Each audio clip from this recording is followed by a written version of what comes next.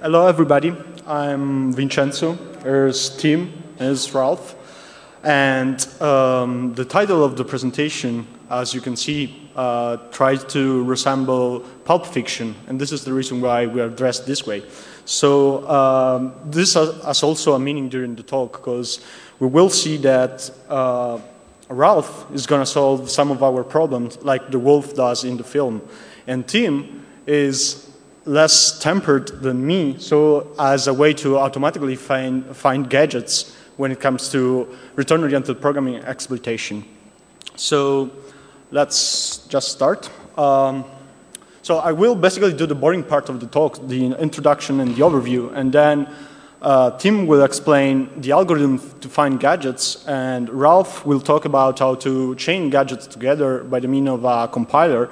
Then we will show you some fancy demos, and we will hopefully discuss with you further works. So this is like something obvious to say, but if you ever try to write an exploit with some non-executable page protection, some non-executable page protection mechanism, you know that you're basically not having much fun trying to find a way to evade this countermeasure. So in the last few years, there were a few research on how to evade this thing, because nowadays it's really common to have non-executable pages type of countermeasure. Think of, I don't know, DEP on Windows, the non-executable bit on Linux, and you have code signing on iPhone and similar things on other mobile platforms. So basically, the way you would go about having a working shellcode in those scenarios is by using return-oriented programming.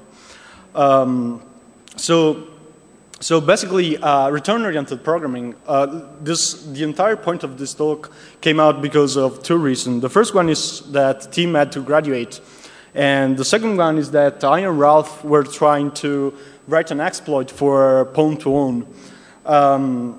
So as you know, the iPhone, as I said before, so the iPhone has something called code signing that is basically a non-executable protection, a non-executable page protection type of mechanism. And so what we found out while writing the exploit for pawn-to-own was that it took us a while to actually find all the gadgets, chain them together manually, and then doing the debugging. And since in the meanwhile Tim was working on his thesis, we tried to combine both things. So let's start from the beginning. So the technique that we're going to explain today, the algorithms in theory can work, like not in theory, can work on every architecture and on every operating system. In this specific talk, though, we will show you how to use them exactly on the iPhone. So when you try to write an exploit on iPhone, you have to face at least two problems. The first problem is code signing. And the second problem is sandboxing. So as I said, code signing can be solved by using return-oriented programming. And as for sandboxing, in our specific case, we were apparently lucky because there was a bug in the sandbox policy of mobile Safari. So we were basically able to dump the SMS database of the phone. Probably not all of you are familiar with iPhone and with how code signing works. So if you write an application for the iPhone, you have to upload the source code to Apple, which will basically, what happens is that Apple will sign your code with their private key. And the kernel, before executing your code, will verify that the executable page are correctly signed by Apple. So, so this is basically a way to have a non-executable page in the process address space. just one thing before continuing the talk. Especially in the past, there were a lot of misunderstandings about exploit on iPhone because there were some bugs in the way code signing was implemented until iPhone 2.0. So basically, you were either able to evade code signing, or by using a jailbroken phone that that doesn't have code signing enabled, you basically didn't have to care about code signing and therefore non-executable pages. Instead, for point-to-on, we really needed to write an exploit for a non-jailbroken phone. So this was a bit harder. So the way, so to get back to code signing, the way code signing works is you have some rules to follow. So the first rule is that if a page has write permission in memory, it can't have executable permission. So you basically cannot change the permission of the page, put there your shellcode, then change the permission back and try to execute the shellcode. Then you can't have any executable pages on the heap.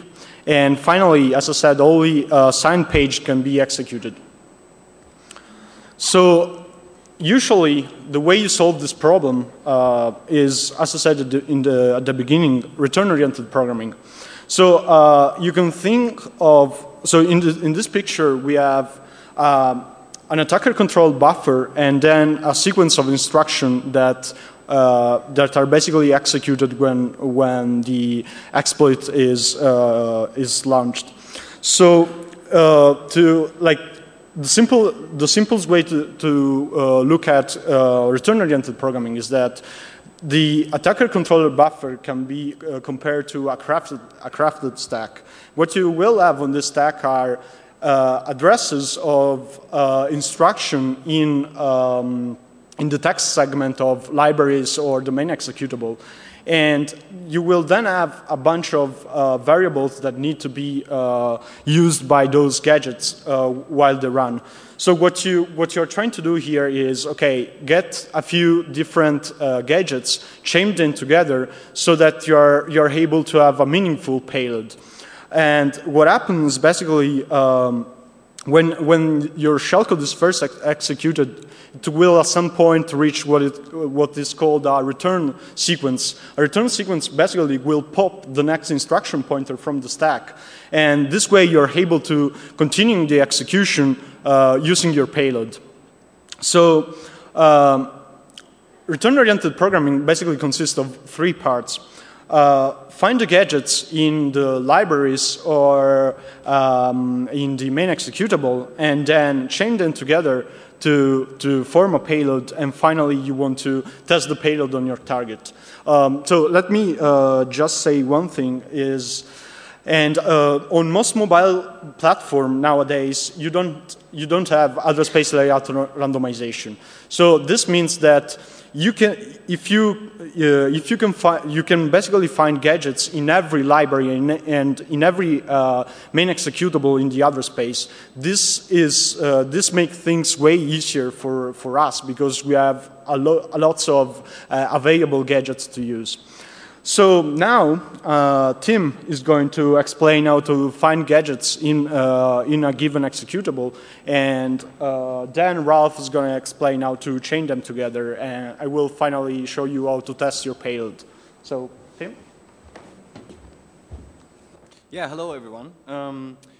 I'm going to go over the part where we're actually going to talk about finding the gadgets and executables that are linked to the binary which we want to exploit, and we want to do this in an automated fashion. So the first thing I'm going to talk about is that we need a goal definition to what we actually want to achieve with this automatic gadget finding.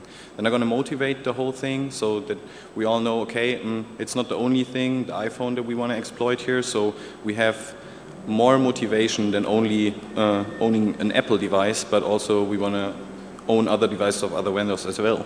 Then I'm going to explain what strategy we are going to use to achieve this goal and go over the steps which follow sequentially after that in short details so that you all know which path are we going to take. And then I'm going to go in algorithms into the details of this strategy so that we have the possibility to see what kind of algorithms we are going to use to actually find the gadget automatically in the binary.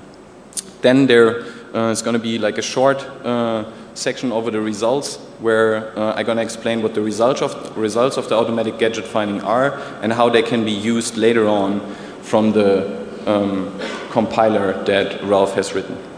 And then some ideas of further improvement and how you could like make this automatic gadget finding better in the future will also be talked about. Okay, what is our goal here in automatic gadget finding? What we essentially want to do is we want to build an algorithm which is capable of locating gadgets within a given binary automatically without major side effects. And side effects here are a very important issue because we use a different approach on gadgets than normally in return-oriented programming have been used in the past. Because what we are looking for essentially is that we use instruction sequences completely to already fulfill the complete operation of one specific gadget.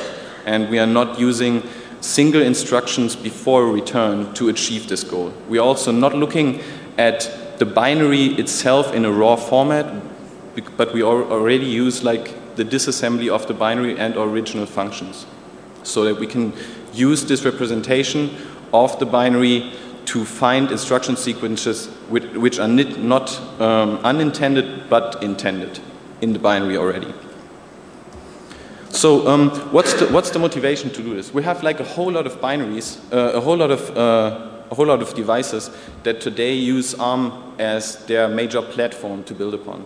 So iPhone is only actually one of them. And as we are friends of little spirits on devices that keep us from keep us having access to them, even though the owner or the vendor might not even want that, is kind of like the goal of the whole thing. So we want to execute our code in the presence of non-executable protection, like Vincenzo already said, aka the non-executable bit, or write or execute software protection, and when the code signing of binaries is enabled, like they have shown on the Pwn2Own contest at CancerQuest. But to make this very, very clear, return-oriented programming is not a technique to in any way evade ASLR. So if there would be a platform which completely randomizes all the binaries on each start of the binary and each crash of the binary and the restart of the binary, then return-oriented programming, because it relies on static addresses in the binaries, will not work in any way. So what's the strategy to actually achieve this goal? As I said in the goal definition already, what we want to be able to is to build a program from parts of another program. So what we look at is the executable of the binary itself, and we are looking at the library of the binary itself, and take the parts that we need for our program in the binary from those sections of the program. These parts are named through the convention of return-oriented programming gadgets, but are kind of like only instruction sequences if you look at them in a general way. So a gadget is then a sequence of usable instructions that you can use for a specific operation, like A plus B, or like a pointer increment, pointer decrement, or a memory dereference, or something like that. And we have defined a term which greatly enhances the normal return-oriented perspective on which instructions can end one of those